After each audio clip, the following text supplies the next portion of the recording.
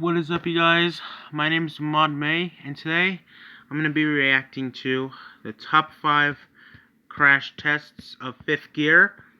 So yeah, guys, the IHS stuff I watch all the time and when I'm not YouTubing. So yeah, guys. Oh, by the way, guys, no copyright infringement is intended for any of this. All right. So yeah, playing this in 3, 2, 1, play. Turn the volume down. Oh.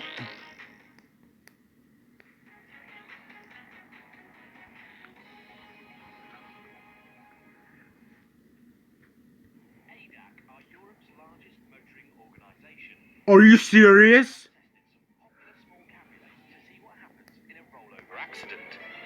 They found that Peugeot's 207cc was the safest thanks to extending rollover hoops at the back of the passenger.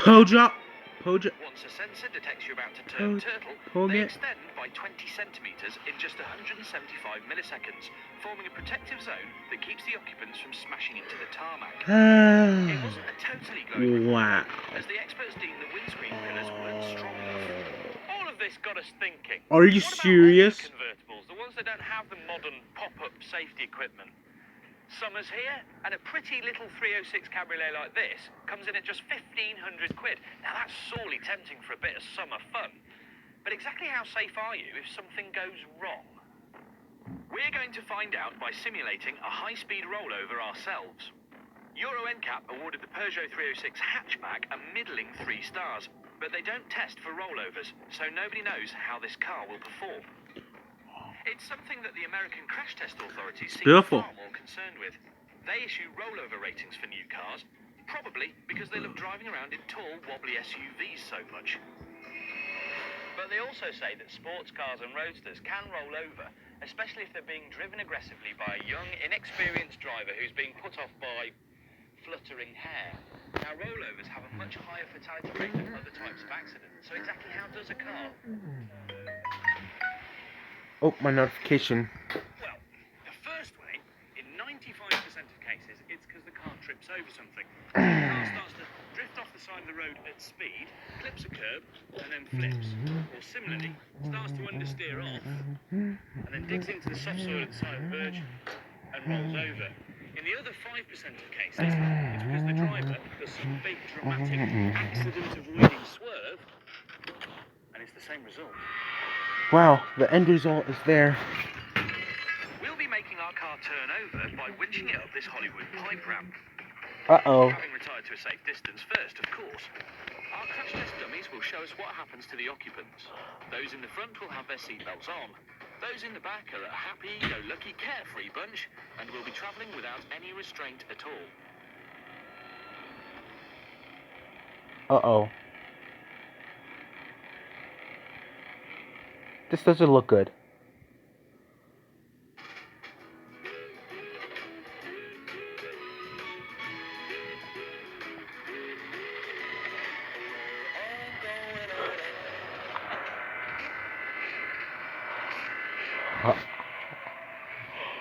Oh my God. Oh my God. It was horrifying. The rear seat passengers were thrown clear, but then crushed by the car as it landed. We were glad this had been a test, rather than... Okay, guys. And it's the same result. To the occupants.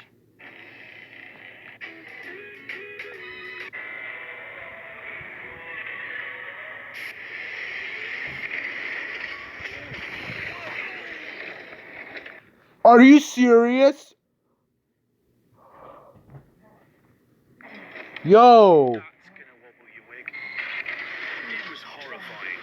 The rear seat passengers were thrown clear, but then crushed by the car as it landed. We were glad this had been a test, rather than real life. No matter what the car is, you're 75% less likely to be killed if you're wearing a seatbelt. But the German experts at ADAC Wow. They would have lost their lives. As well as those in the front. And, of course, make sure your passengers wear them. Right, I'd just like to introduce Matt Hillam. He's our resident crash expert here at the Fifth Gear Playground. So, as far as it goes, these things have a strengthened windscreen pillar, aren't they? It would be ideal if the vehicle did have some kind of pop-up roll hoop or a retractable hoop that comes up from the back of the seats. Of course, what modern cabriolets Absolutely, do now these days. absolutely, yes. Let's have a look. Oh my God. One would have to say it's very unlikely that either of the front seat occupants would have survived either, looking at how they're currently trapped in the car. There's nothing to stop it sort of crushing down upon itself. If you're going to roll a car over, this is possibly not the best of cars to roll over in. American data says that 85% of all rollovers happen when there's no other vehicle involved, suggesting that it's driver error that causes the accident. So next time you're racing down country lanes, enjoying a bit of wind in the hair motoring, check your speed. Otherwise, you'll end up looking something like that.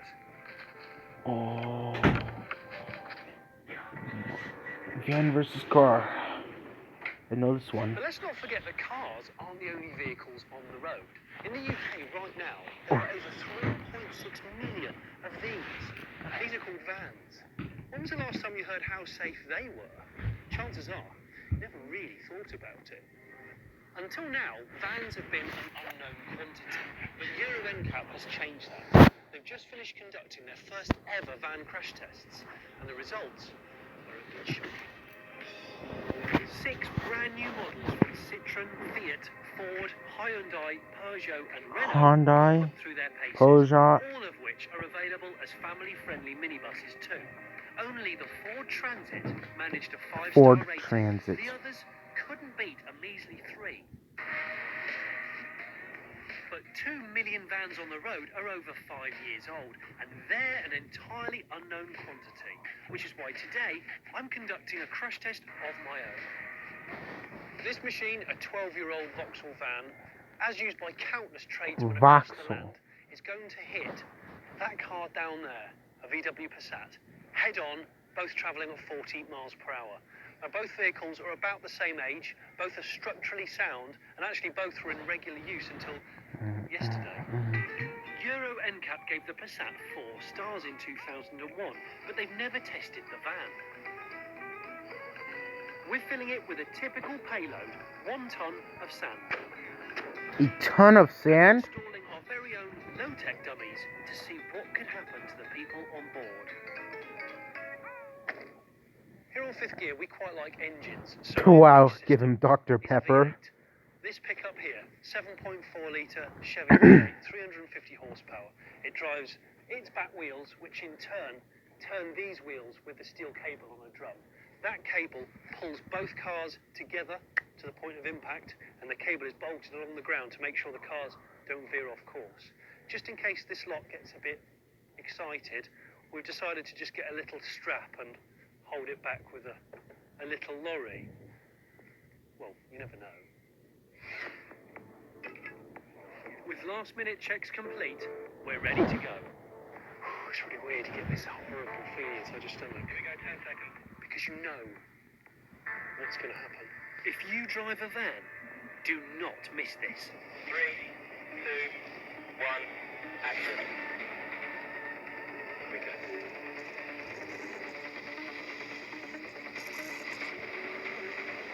Both a neutral. Okay, here comes the van, here comes the Passat.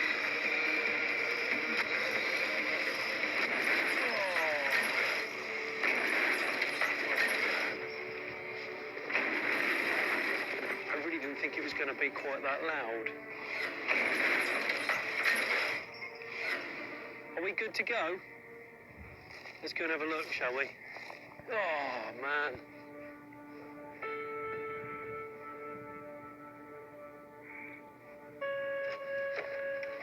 Okay, it's a bit sandy. Hang on. So there's a lot of sand. On first impressions, the van driver doesn't look too bad. There's not been massive deformation of the dashboard.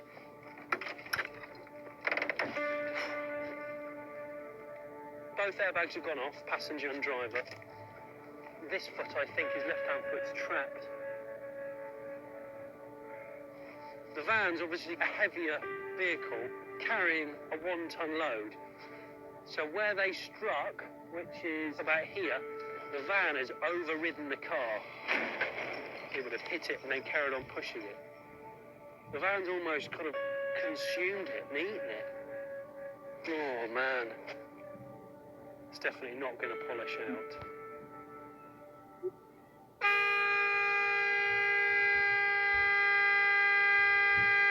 That's freaky. The van seems to have come out of the crash relatively well. There's his hat. There's not been as much damage to the floor pan area as I would have thought. But in the back, there's a nasty surprise waiting. Whoa! Look at this. Look!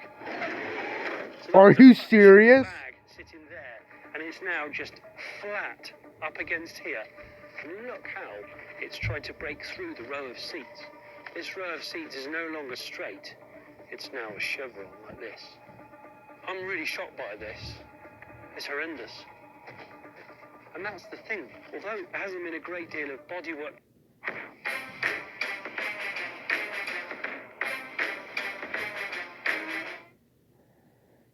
coming through onto the limbs there, it's had to Damn. absorb all this weight, trying to go straight through the windscreen. And I think that's the thing to consider here.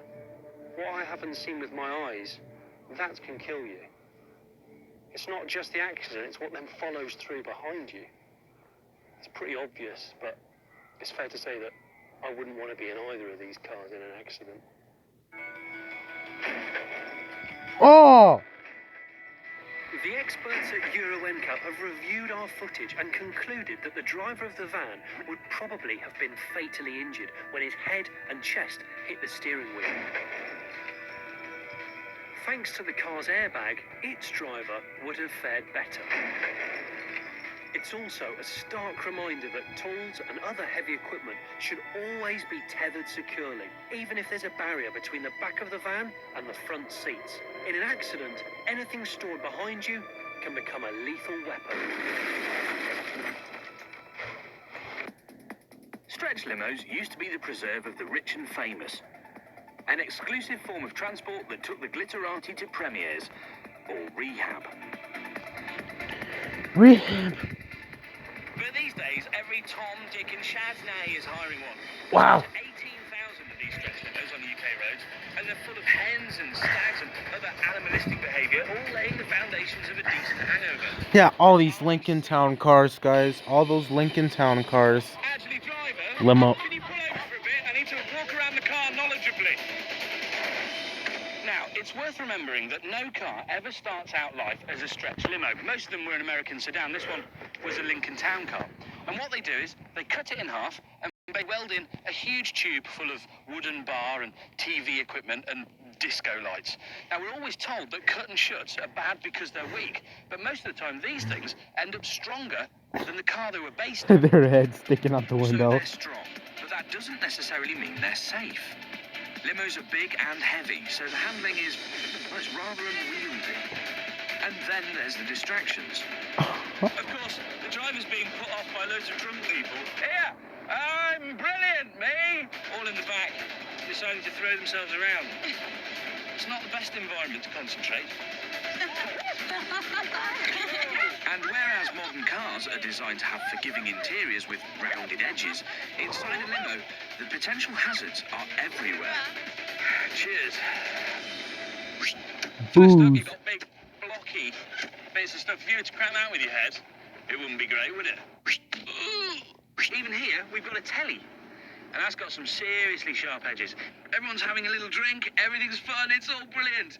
Until you have a crash, and then you get this in the back of your head at 60 miles an hour. Come to think of it, even the glasses aren't very cool. I think I'll put it away. Then there's the question of seat belts. By law, you have to wear them in forward-facing seats, but somehow seat belts just don't seem part of stretch limo culture. So, picture the scene. It's a big, heavy, hard-to-drive car bombing down the motorway late for the party, and it's full of boozed up, unrestrained passengers all waving their bottoms out the window. Imagine what would happen if something went terribly wrong. In fact, You don't have to imagine what would happen, because we're going to show you. We've brought our long Lincoln to the Havoc area at Yeah, the Myra's Lincoln vehicle Town testing Car facility, Limo. where Yeah. we're going to perform what we believe to be the world's first high-speed crash test of a stretch limousine. So, we're going to crash our limo here into this completely solid concrete block.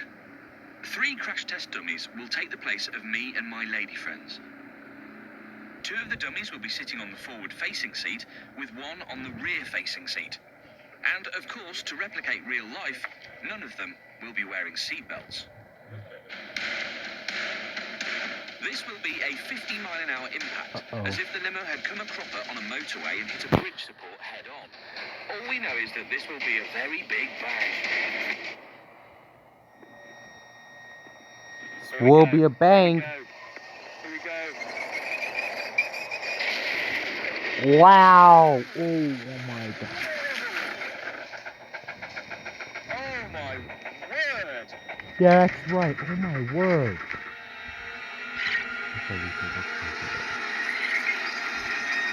Are you serious? It's a tale of 2 cars. The front section of the original donor car completely crumples, while the stretched centre section of the car has stayed absolutely solid. You can almost see the line here where it butts up against the bit they added. Now it's obviously so strong and heavy and reinforced to carry all the weight of the car that it's No just pushed itself way. right through the front of the car.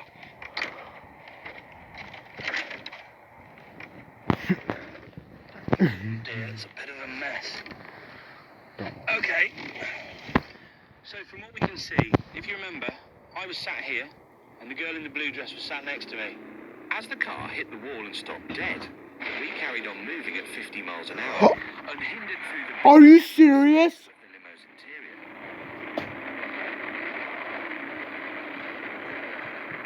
They would have The girl in died. the blue dress here has ended up with her head buried in the dashboard after she's gone through the bulkhead. Whereas I, who was sat here, have gone, this is me, look. Oh, I've gone his forward, hand. hit the girl in the back seat, crushed her, and then dragged her back Oh. to end up buried somewhere in the side wooden thing with the telly in.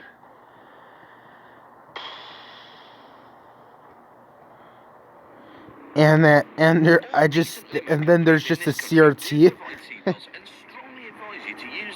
Damn. Unfucking believable.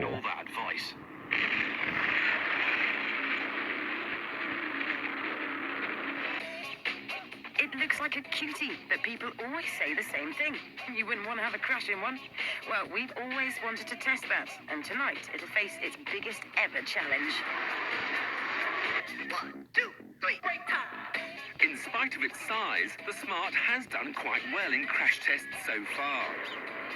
Euro NCAP awarded it 3 out of 5 stars. And Yeah, in the IIHS. Or Euro NCAP.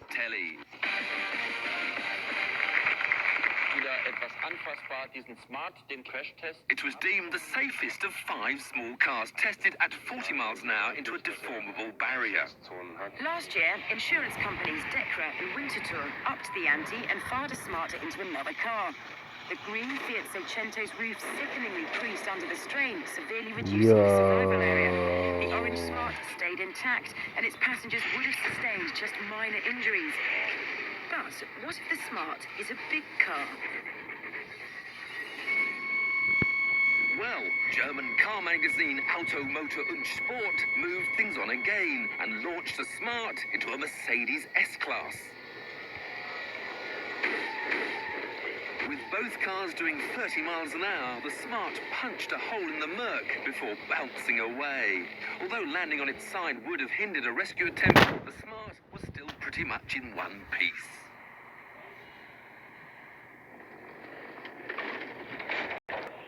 Someone's... Is this? Sorry guys, someone's going on. To find out, we had to raise the bar on all the previous research and invent our toughest ever test. We're going to simulate a high-speed crash by driving into the kind of concrete blocks they use as temporary barriers on motorways. It's an unprecedented experiment. Nobody knows how the little two-seater will perform at 70 miles an hour. Some predict it will shatter the blocks. Others say we'll be picking up pieces of car for weeks to come. Intuitively, we think small cars are bad news in a crash because they don't have a long bonnet to act as an energy-absorbing crumple zone. The Smart gets round this by taking a different approach. The key to its defences is its so-called tritium safety cell, a rigid steel cage reinforced at key points. Smart described it as the hard shell of a nut, with small but efficient crumple zones both at the front and at the rear. In theory, getting inside is like putting on a suit of armour.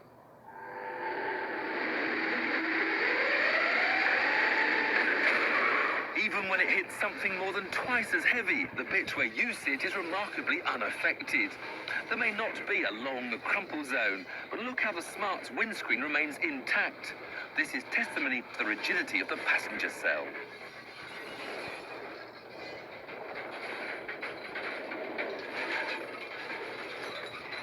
The downside of the shell's rigidity is that there's a greater potential for the crash forces to be transmitted through to the passengers. Smart wall. Do what feels natural. Alright guys, by the way, this is sponsored by Ideally, you want to Smart slow down Wool. as gently as possible. So, you get seatbelt tensioners that stop you lurching forward violently, and they're fitted with force limiters that give you a bit of slack before they dig into your chest. The car's also fitted with a driver airbag, a passenger airbag, and a steering column that will retract out of the way in a crash to give you more room to slow down. That's the theory, but no one knows how the car will behave when it's crashed at 70 miles an hour, which is where we come in. We've enlisted the help of engineering guru Dr. James Brighton. His team have converted a Smart so that the brakes, steering and throttle can be operated via remote control. Dr. Kim Blackburn will guide the Smart from a chase car straight into 20 tons of concrete block. It'll be similar to losing control at 70 miles an hour and spearing off into the temporary barriers on a motorway. Surely now the Smart has met its match. Kim to James, 10 seconds. 10, 20, 30, 5. Give me straight, Make it. 40, 5.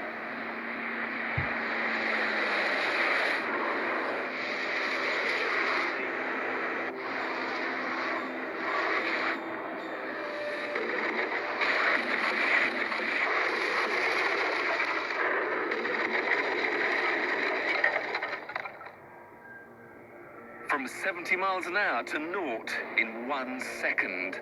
The little Smart hit with such energy that it moved 20 tons of concrete, leapt into the air and rebounded to the side of the road. We didn't know what we'd find when we reached the wreckage.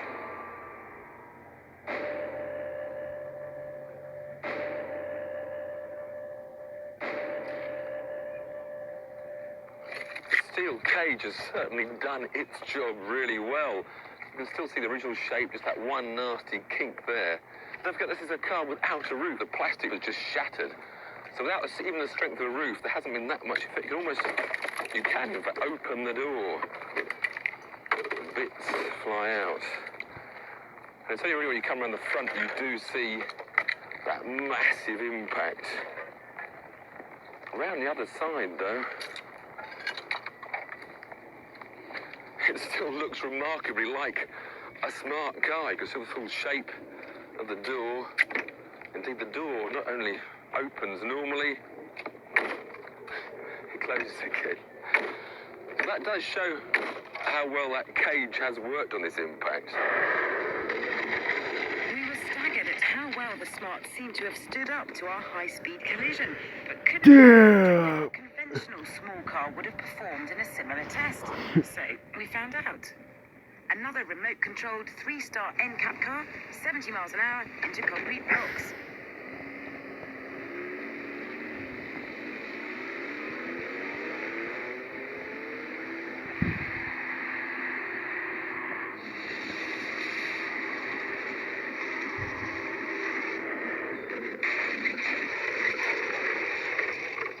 Without a super stiff structure like the Smart's, you can see how this car's bodywork ripples as the shockwave dissipates.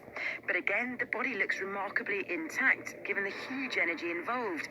Closer inspection revealed that there had been some intrusion into the footwell, but in comparison, the Smart looked to have suffered even more. Perhaps most surprising was Yo. the energy-absorbing qualities of the concrete. The Corsa's greater mass moved the blocks more than the Smart. But in both cases, the concrete didn't necessarily deliver the killer blow you might have thought. But here's the rub. The cars may have stood up to the severity of the crash surprisingly well, but the humans inside wouldn't. No matter what you drive, rapidly decelerating from higher speeds is something your internal organs simply cannot cope with. The chilling truth is, the people inside both cars would have been very unlikely to have survived. So, how much stick can a Smart take? A lot. But that can't be said for its passengers.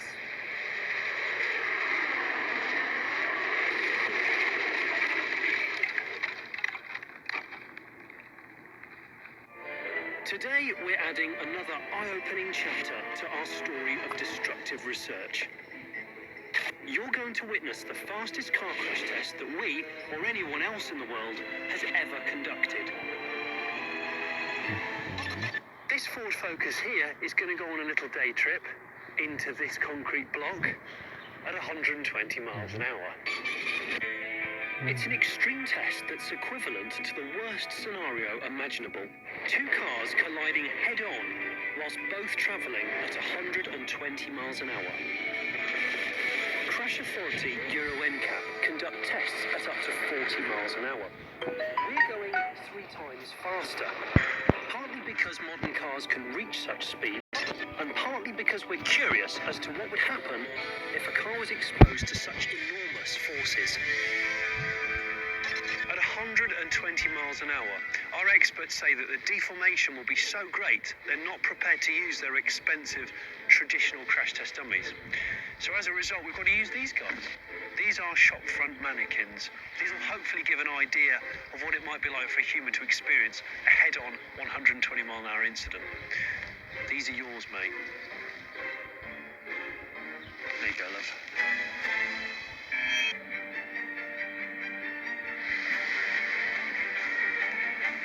As the car was wheeled into position, I had nothing else to do but watch on and wait.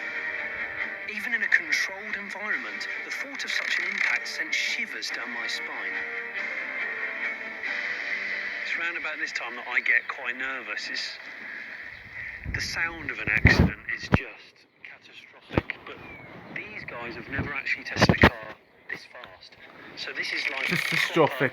Catastrophic, yes, I'm it going to is. go find a really safe place to sit down and admire the view. A crash like this takes some serious engineering. The car will be propelled towards the wall by a winch with 15,000 pounds-feet of torque. That's the equivalent of 16 Bugatti Veyrons. With forces that great, attention to detail is vital. One loose nut and we could be sending a 120-mile-an-hour Focus into the middle of Nuneaton. Brace yourselves, these images are disturbing. Sensitive viewers and those with a dicky ticker might want to look away now. This is it. This. Oh my God!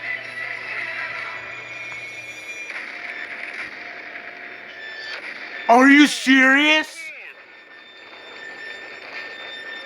What did I just see? Yo! Dude, this freaking video has a sickness. The Focus is obliterated on impact. Only the rear end escapes total destruction. And the passengers? Don't ask. God, the hairs on the back of my neck are sharp as nails.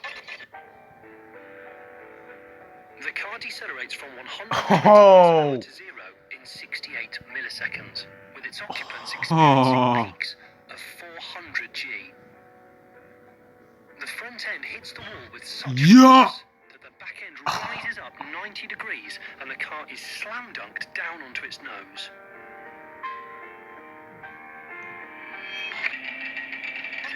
crash test expert Tony Payne talked me through the scale of this wreckage. Absolutely mauled. Yes, you've got the vehicle crushed nearly all the way back to the B pillar. You can see here, for an occupant in there, absolutely no survival space at all. Right, there's the rear seat. There's the steering wheel there, and literally it's been compressed between the front and This rear is seat sick, down to dude. that distance. You make me Goodness sick. me. By the way, guys, It's like I almost said, no turned into a copyright piece of modern infringement is art. intended, And guys. if you go right round into the car itself, front seat's right in there. That's the instrumentation panel, and the person's literally in that area there. I mean, I know it's all not real, but it's still mighty haunting. It is an extreme scenario, but modern family hatchbacks can reach the speeds we saw today. Oh. Maybe it'll make you think twice the next time you want to put your foot down. This is where Guy Martin turned into a fireball. I just can't imagine doing 160 along here. Getting sort of knee ache now. Oh, wow. Oh.